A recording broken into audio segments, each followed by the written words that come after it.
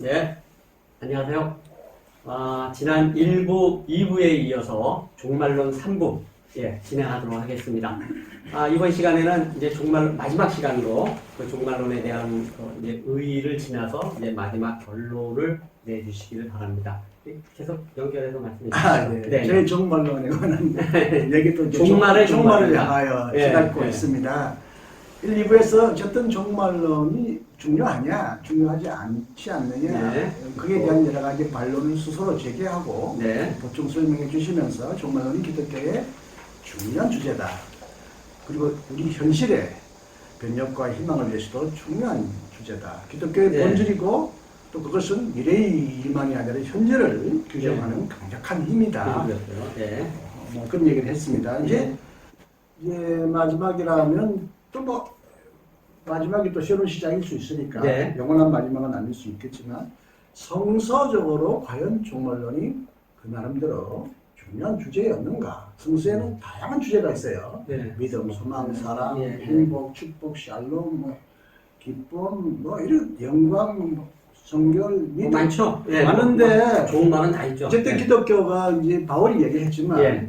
믿음, 소망, 사랑 이것이 항상 늘 있다. 그 중에 뭐가 제일이라고 했지만 기독교가 말하는 신앙이라는 말이 신앙이 뭐냐라는 규정을 하려면 시간이 많이 걸리니까 뭐 복잡하지만 어쨌든 믿음하면 조금 인지적인 의미가 있지만 저는 신앙하면 믿음을 믿고 바란다. 암이라는 말은 바란다는 암이, 뜻이기 때문에 훨씬 기독교적인 개념입니다. 어떤 때는 믿음이라는 말 쓰다가 믿음으로 어렵게 된다 하면 자꾸 뭔가 받아들이고 긍정하고 지적으로 수긍하면 뭐 된다 이런 느낌을 주는데 원래는 이제 한자 언어이긴 한데 믿음은 순수 언어라 말이니까 좋아는 하지만 신앙이 기독교의 원래 의미를 더 살려주는 것 같아요. 믿고 바란다.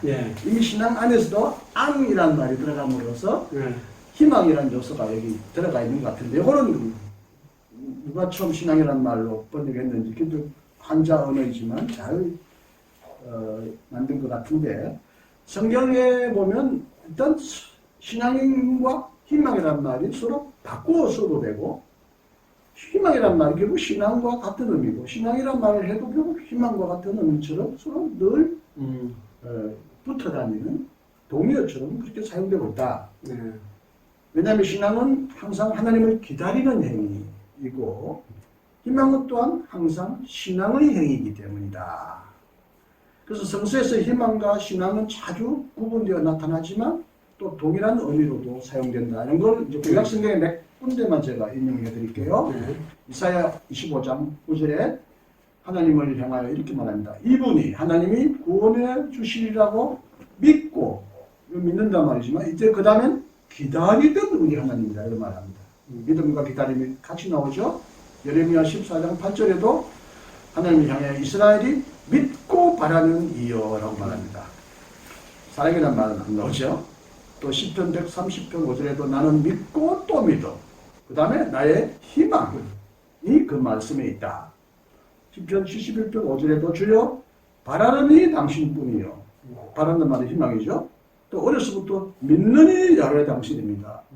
바란다는 말이 나오면 믿음이라는 말이 나오고 믿음이라는 말이 나오면 적극 바란다는 말이 나오고 신만 있는 것이 아니라 앙도 있네요. 늘 같이 가는 붙어 다니는 쌍둥이처럼 이것이 없으면 저걸 말할 수 없을 정도로 손바닥에 앞뒤면처럼 늘 함께 가는 의미다. 개념적으로는 믿음, 소망, 사랑은 이렇게 구분했지만 실질적으로 물론 이제 믿음과 사랑도 붙어 있죠. 오늘 이제 희망과 관련돼서는 이게 거의 동의어와 같이 구약에서 사용하고 있다. 근데 인식학이 나오고 헬레니즘으로 넘어가고 기독교 복음이 자꾸 지성적인 측면에서 자꾸 강조되다 보니까 믿음은 하나의 인지적인 행동으로만 자꾸 잘못 판단했는데 이제 아니다. 원래 기독교의 신앙이라는 말은 희망과 뗄 수 없는 서로 교환될 수 있을 만큼 밀접한 개념이었다. 아브라함을 우리가 흔히 믿음의 조상이라고 말하지만 그는 믿음의 조상만이 아니라 희망의 조상이다. 신앙은 눈에 보이는 희망과 대립되는 신앙이었다. 보지 않는 희망을 바라보는 신앙이다. 보지 않고 믿고 갈 곳도 모르고 그냥 나갔다. 믿고 나갔다. 음. 아브라함은 신앙의 조상이라고 말하지만 어떻게 보면 희망의 조상이다. 음. 자신의 그 본거지로 떠나버리고 전혀 알 수 없는 미래를 향하여 용감하게 떠났다. 탈출하고 하나님의 약속을 의지하면서 믿고 신뢰하는 행위로 희망을 가지고 나가는. 특히 보면 아브라함에게 약속 있잖아요. 하늘의 별이 네. 바다의 모래처럼 너로 인하여 온 한 백성을 이루고 온 세계가 너로 인하여 복 받는다라고 하는 이 희망 하나로 그냥 기득권을 포기하고 나갔다.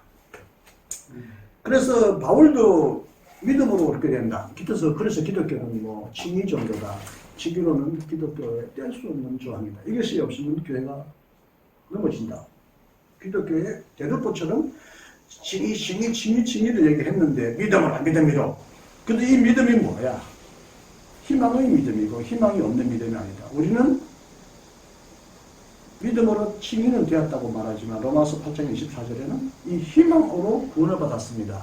이 역설이에요. 희망은 미래의 희망인데 구원을 받았다는 말은 과거적인 형태, 완료형이에요. 그러니까 어떻게 보면 희망으로 구원 받을 것입니다라고 사실 미래형으로 해야 되기도 불구하고 희망이 오늘 우리를 구원한다는 거예요. 그래서 바울은 신앙과 확신, 희망과 희망을 서로 막 섞었었습니다. 로마서 6장 8절에 우리가 그리스도와 함께 죽었다. 그리스도와 함께 살리라고 믿는다. 이게 희망의 믿음이죠. 또 나는 확신한다. 어떤 피조물도 우리 주 그리스도 예수를 통하여 나타날 하나님의 사랑에서 우리를 떼어낼 수 없습니다. 없을 것입니다라는 거죠. 미래의 확신을 지금 신앙 속에서 확신하는 거죠.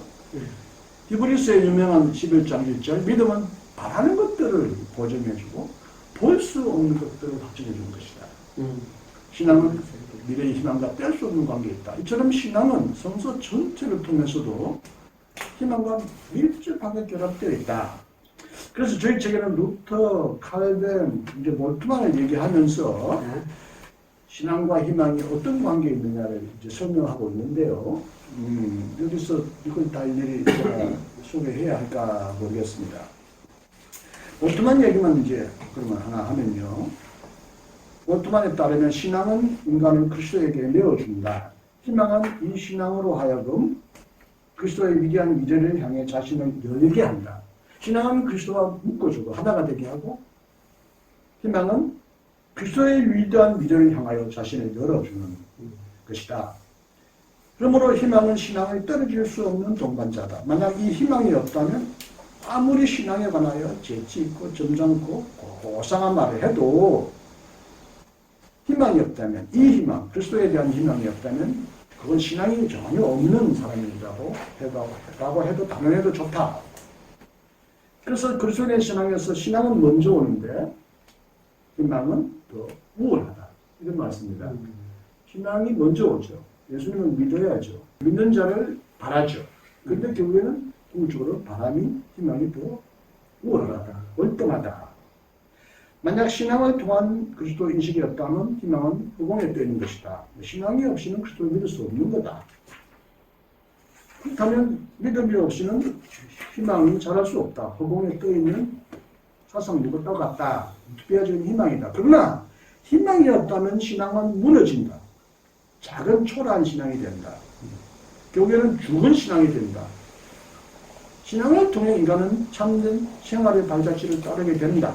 하지만 오직 희망만이 그 발자취에 계속 머무르고 그렇게 힘을 준다. 이와 같이 그리스도에 대한 신앙은 희망을 확신으로 만든다. 그리고 희망은 그리스도에 대한 신앙을 넓혀주고 신앙을 생활 속으로 이끌어들인다. 그렇죠? 그래서 이제 신앙과 희망이 성서적으로 얼마나密접한 단어이냐, 뗄 수 없는 단어이냐. 물론 이제 신앙과 사랑의 관계도, 혹은 희망과 사랑의 관계도密접하다고 말할 수 있어요. 이 세 가지를 마치 삼위일체처럼 연결할 수 있는데 오늘은 종말론이기 때문에 희망과 사랑은 정말 뗄 수 없는 동반자 관계다. 하나가 없다면 하나는 죽는다. 근데 기독교 전통은 자꾸 신앙 믿어보라 이렇게 얘기한 것은 정말 공허한, 무력한 것일 수 있다. 믿음을 말할 때마다 반드시 희망, 동시에 말하고 그 희망을 믿거나 믿기 때문에 우리는 이걸 희망한다고 해야 되는데 믿음과 희망을 손바닥처럼 갈라놓을 수 없듯이 갈라놓으려고 하는 시도 자체는 무모하다. 혹시 그런 걸 통하여 우리가 너무 무력하고 현실을 변혁하는 힘을 잃어버린 기독교가 되지 않았는가. 그 희망 힘을 다시 불어넣어야 되겠다. 오늘날 우리 시대가 더 이제 힘들어지는 시대인데 그래서 교회는 자꾸 믿음만 강조하고 자꾸 목사님 믿고 교회 믿고 뭐 예배를 믿고 뭐 할 게 아니라 이 인류에게 정말 희망이 은혜를 제대로 전달하고 그 자체가 희망이 되는 교회가 되어야 이 어려운 교회가 신뢰성과 도덕성을 상실한 한국 교회가 다시 살아갈 수 있지 않을까. 결론적으로 저는 이런 얘기합니다. 타종교를 폄하하는 뜻은 아닌데 제가 학생들에게 이런 얘기합니다. 야 너희들 나가서 목회할 텐데 막 소위 말하면 이제 뭐 헌금 가지고 너희들 먹고 살고 장사할 텐데 뭐 나쁜 놈이가 아니라 어쨌든 뭐 세상에 장사는 장사다. 영적인 장사다 하자. 근데 믿음 가지고 장사 안 돼. 왜? 믿음. 그냥 믿음은 너무 공허해져 버렸어. 불교는 그 깨달음을 추구하는 얼마나 쉬운 기독교인데 그 믿음 가지고 불교하고 째리 되겠어? 안 돼. 여기 해감이 없는 믿음 정말 공허해. 여기 부처님 보니까 어떤 스님 보니까 옛날에 그 외곽순환도로 뚫을 때 여자 스님 전생 뚫으면 도마뱀 도롱뇽이 죽는다고 목숨을 걸고 다시 투쟁하더라. 너희들은 그런 믿음에 그런 행함이 있어? 도롱뇽 하나 살리려고 목숨을 걸었는데 너희 믿음 뭘 가지고 목숨을 걸었냐? 믿음 가지고는 이제 불교하고 전쟁 안 돼, 싸움 안 돼, 장사 안 돼. 그러면 살아? 야, 사람도 솔직히 자꾸 이제 유교는 사실 종교는 아니잖아요. 우리가 이제 강력한 뭐 종교가 불교인데, 야, 우리는 형제 사랑, 이웃 사랑 이러지. 아까 말대로 이 사람들은 모든 생명 중생에 대한 사랑이야. 모든 사람인 것에 대한 사랑이야. 이 사랑과 자비는 포함해. 그런데 희망은 우리가 불교를 넘어설 수 있는 희망이고, 불교는 다 죽는다, 돌고 돈다, 뭐 허무하다, 이제는 공이다. 그러지만 우리는 아니야. 부활이 있어. 오늘 현재 속에서 부활이 일어나. 희망만이 인간을 살게 한다. 그런 의미에서 너희들은 희망을 말하면 부활을 말해야 장사가 되고 교회가 되는 거야, 이놈아. 제대로 좀 알아. 이렇게 내가 얘기하는데. 결국 기독교 정말로는 물론 아까 말대로 공포와 희망을 이렇게 섞기도 했고요. 예. 인간에게 회개와 경고를 줘야 되니까. 궁극적으로는 기독교가 희망만 말해도 안 되고 심판만 말해도 안 되지만 궁극적으로 이제 나중에 나오겠지만 궁극적으로 기독교는 어떠한 신학적으로 또 다른 데도 그렇고 궁극적으로 희망은 문입니다. 네. 그래서 희망의 시간이라고. 근데 믿음, 소망, 희망이 제일 좋다고 하는데 희망의 안에 비가 있으면 누가 그 희망을 붙들겠어요? 비가적인 것을 우리가 붙드는 걸 희망이라고 할 수 없죠. 그 절망이잖아요. 그런 의미에서 더 점점 절망적인 사회가 되어가고 우주와 지구가 되어가는 삶 속에서 오늘 우리 시대만큼 특히 현실을 변혁하는 힘을 갖는 정말 희망을 강조하는 신앙인이 되어야 되겠다. 아니 갑자기 부흥에 이제 가끔 여기 바깥에 어떤 친구들인 사랑이나 사상들이 읽으면서 기독교 공부 좀 해라 너희들 좀 들여다봐라. 예를 들면 뭐 헬레니즘이나 불교의 시간과는 뭐 순환적이고 윤회적인 시간이고 기독교는 직선적인 어떤 시간, 그 시간의 끝이고 좀 비상적이라는 거예요. 택도 없는 소리 하지 마. 기독교의 시간 이에는 오고 있는 미래의 시간을 향한 우리의 이거야. 뭘 좀 제대로 좀 알고 좀 그러니까 저희 아까 희망도 오시는 하나님에 대한 믿음이 그래서 제가 중요한 게 이제 제가 잊어버렸던 혹은 중요한 얘기를 상기시켜 주셨는데 바르타가 모트만이 자주 쓰는 말이 희망의 퓨처, 투어란 말이 라틴 어디서 온 거 모르겠는데 우리는 아드벤투스라는 말 쓰잖아요. 아드벤투스, 우리 예수님의 탄생 때 강민절, 대강절이라고 하는데 기독교의 미래는 퓨처가 아니에요. 그건 미래학자. 현실의 문제를 보고 미래가 어떻게 될 것이라고 진단하는 것이고 기독교는 원래 미래의 희망이 미래가 현재 속으로 거꾸로 오는 거야. 아드 하면 여기로, 벤투스 베네리 온다는 말이에요. 네. 아들 베네리가 기독교 원래 희망인 건데 네. 그래서 저는 신학대학 다니면서 무슨 얘기 하느냐면 너들 하늘나라에 간다 하는 말 하지 마라. 예수님은 한 번도 뭐 죽어서든 어쨌든 하늘나라에 간다고 한 적이 없다. 하늘나라가 뭐 온다, 왔다, 우리 가운데 있다고 했다. 계속 99명의 모든 유명한 목사님들 설교 보면 하늘나라에 갑니다 말하는데 들어간다는 말은 있어요. 근데 하늘나라에 간다는 말은 예수님은 한 번도 써진 적이 없어요. 우주문학적 분위기 속에서 하늘나라가 온다고 했어요. 그래서 내가 너희들 만약 자꾸 간다면 내가 너희들 죽여줄게. 너희들 가고 싶으니까. 나는 뭐 감옥에 들어가겠지만 내가 좋은 일 한 거 아니야. 좋은 하나님 나라 보내줄게. 그렇게 가고 싶으면 빨리 가. 내가 보내줄게. 절대 그러지 마. 온다. 그래서 언뜻한 의미에서 들어간다는 말도 맞는 말이 아닙니다. 예를 들면 내가 버스가 오잖아요. 네. 버스가 오는 거지 내가 버스한테 달려가지고 타지 않잖아요. 네. 한나는 오는 거예요. 물론 그래서 버스 안으로 내가 들어가긴 해야 하지만 실제적으로는 버스의 비유가 많은 게 버스가 내한테 오는 거예요.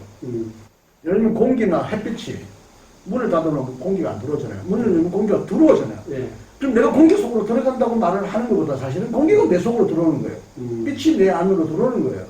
사실 들어간다는 말도 그런 의미에서 하늘나라가 오기 때문에 하늘나라가 우리 안에 들어옴으로써 내가 하늘나라에 들어가는 것 같은 확신을 갖는 것이 하늘나라는 것이다. 가는 것도 아니고 들어가는 것도 아니다.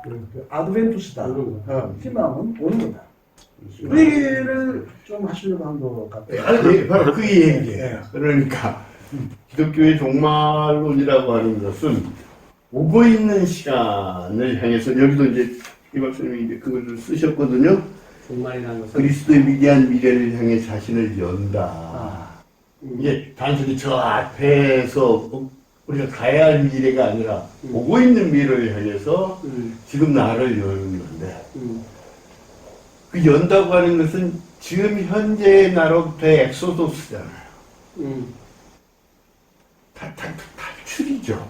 네. 그러니까 종말은 지금 여기서의 이 시대의 패러다임으로부터 여기서 끝.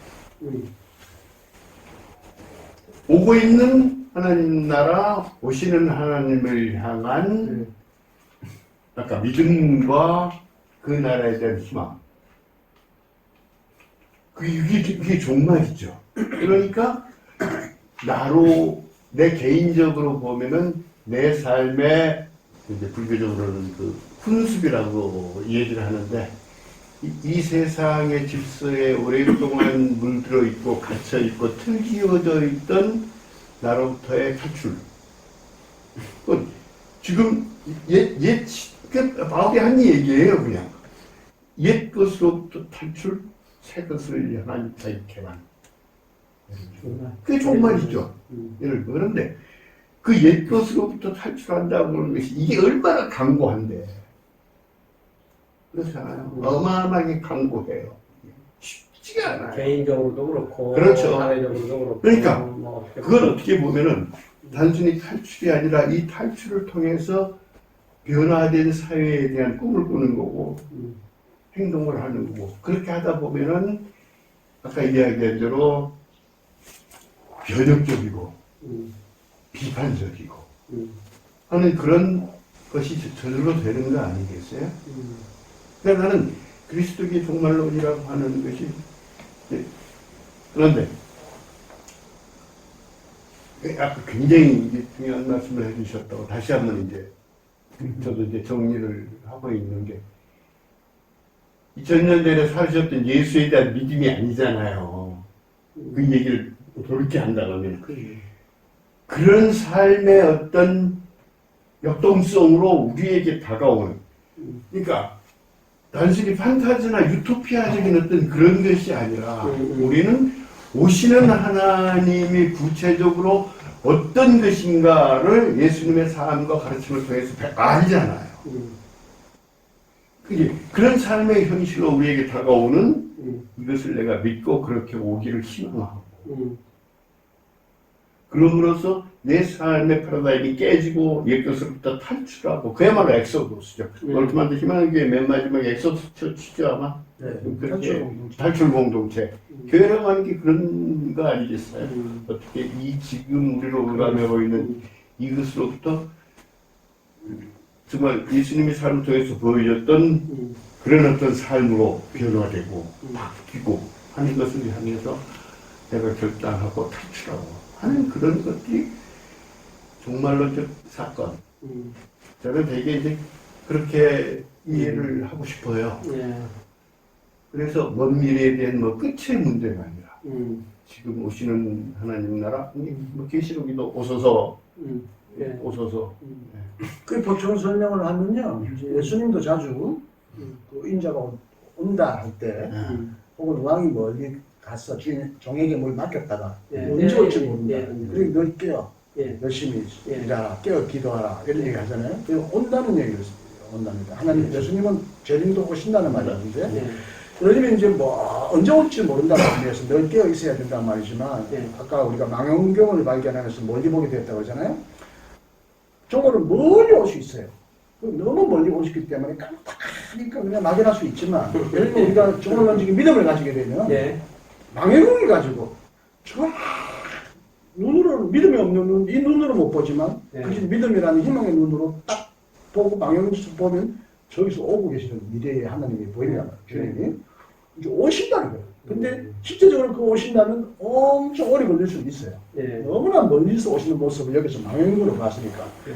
그런데 우리가 멀리서 올 때 그냥 보는 게 아니라 그 멀리 오는 분을 더 가까이 보려고 전망을 당깁니다. 예. 눈앞으로 쫙 눈앞에 생생하게 다가옵니다. 예. 멀리 계신 분이 바로 눈앞에 온 것처럼 예. 가지는 게 정말 희망이에요. 눈앞에 온다면 내가 어떻게 할까? 예. 저분이 내가 눈앞에 온다면 지금 삶이 그대로 살면 안 됩니다. 얘는 집이 지중만 막 청소해야 되고 밥도 준비해야 되고 잘못한 걸 예. 정리해야 되고 예.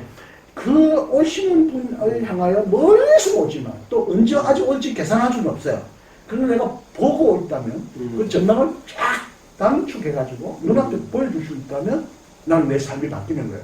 예언자들이 종말이 온다고 말할 때 대부분 그런 관점에서 얘기했다. 나중에 내일 온다, 모레 온다가 아니라 지금 올 것처럼 눈앞에 전망을 단축해서 보게 하는 거예요. 이게 그래서 미래에 대한 종말론적인 희망은 현재를 변화하는 힘을 준다. 또 하나 이제 개인적인 죽음을 말하면 예. 버나드 쇼가 제가 아까 늘 살면서 죽음을 늘 가장 자주 네. 생각하면서 죽음 앞에서 내가 오늘 어떻게 살 것인가를 생각했다는 말이 있지만 왜 버나드 쇼 극작가가 그런 네. 얘기 했잖아요. 지금 비슷하게 그렇게 실제로 생겼다고 그러더라고요. 너 어영부영 살다가 이렇게 죽을 줄 알았다.